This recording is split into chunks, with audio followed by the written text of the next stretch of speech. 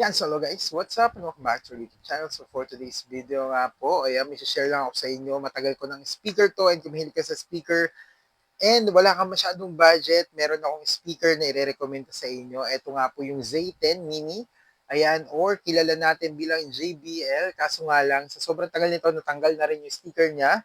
So, ang difference lang nito is, meaning ko, pegi to, hindi to yung original na JBL. Pero yun na nga, sulit 'to actually.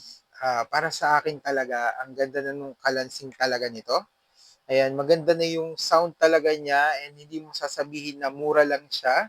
Ayan, kasi mura lang 'to guys. Ayan, kung titignan niyo ito na lang natira is parang JBL ayan sa may ilalim. And meron nga po siyang para hindi madulas or hindi hindi siya madasog-dasog agad. Meron siyang mga ganito. Anong tawag dito? Hindi ko alam kung anong tawag dito eh.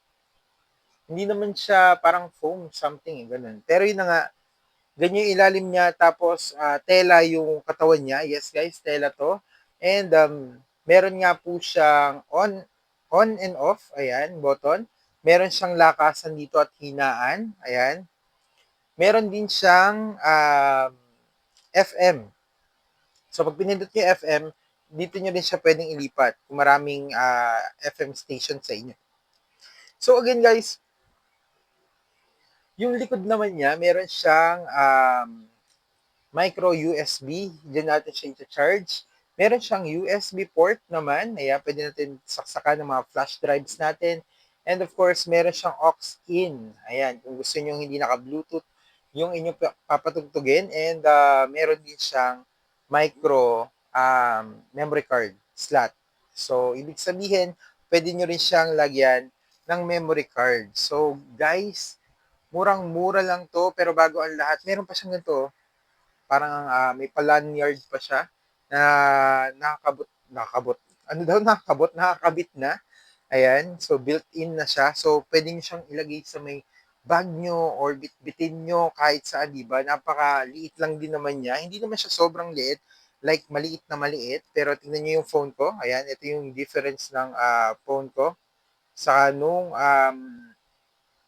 cellphone ko. So, medyo malaki din siya and medyo, ayan, bilog na bilog. Uy, I mean, kumpara sa iba kong mga speaker, mas malaki siya ng konti lang naman. Ayan, pero para sa akin, magaan din naman siya. Hindi siya masyadong mabigat. Meron siyang weight ng konti. I mean, parang hindi siya yung sobrang gaan na parang papel na lang. Ay, matagal din kasi siya malubat, to be honest. Mga 4 hours, ganyan. 4 hours ko siya ginagamit ng walang tigil and yet okay pa rin siya. Kung minsan nga 5 hours, hindi ko pa siya na ma-maximize na as in talagang na-lowbat sa isang gamitan ko pa lang. So, hindi ko pa sure kung gaano katagal yung nito kasi ganung oras lang naman ako nagpapatugtog. And kung minsan papatay-sindi pa siya kasi depende syempre sa mood natin. So yun na nga guys, yung mga features nga po niya, pero patutugtugin din natin to. Gaano nga ba kaganda yung sound nito? Ayan. Wait lang, patay muna na siya kasi nakakonect na siya eh. Yun yung tunog pag papatayin siya. Ayan. Ito na may tunog pag bubuksan siya. O di ba? Ginaya yung sa JBL. Pero maririnig din naman, di ba? Doon pa lang, ayan, yun naman yung connected na. Yung tininin, ganun. Uy, ano daw? Tininin. Pero yun na nga. Yan, connected na siya. And kung nga gusto niyo malaman kung nasan yung pinaka-speaker niya, nasa may tapat nga po nito. So, andito siya. Ayan, ganito siya. Pabilog siya dito. Kasi, kaya ako nalaman, tinapatan ko siya ng ilaw sa gilid, hinanap ko kung nasan ito yung speaker niya. May bilog siyang um, ano yung hole dito. Ayan, so andito siya. So, maganda rin yung tunog niya. Kung narinig nyo rin yung pagbukas niya, maganda na. And magpatugtog tayo ng sound ngayon. Tingnan natin kung gaano kaganda nga ba. Di ba? Tingnan natin. Masyadong malakas. Wala, masyadong mahina.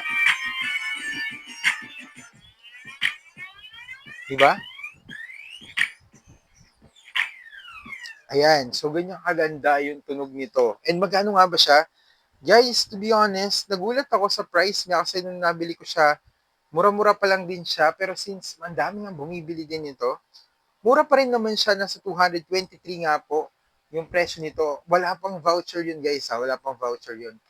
Pero ako kasi binili ko siya ng may sale. So, naka-sale siya, then nilagyan ko siya ng voucher, nabili ko lang siya ng 70 to 80 pesos. Pero kahit mabili nyo ito ng 223, sobrang sulit pa rin niya guys. And sobrang nag-enjoy ako dito. To be honest, may aux-in niya. Ayan, nilagyan ko rin siya ng mic noon. So, tinry ko siyang lagyan ng mic. Yung mic na alam niyo yung parang ganito. Yung ganito na merong lagayan ng ganito, yung sa may aux-in nilalagay sa cellphone. Nilagyan ko siya ng ganun, then gumagana siya.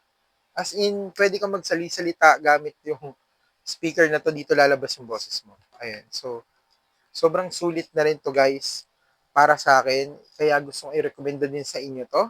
Kung tight yung budget nyo, pero mahilig kayo sa speaker katulad ko, actually, kung meron naman, asan na ba yun? No? Kung meron kayong Aura Share na kuan, ayan, parang ang comparison ng laki niya, halos ganun din yung kalaki. Pero syempre, mas manipis itong Aura Share.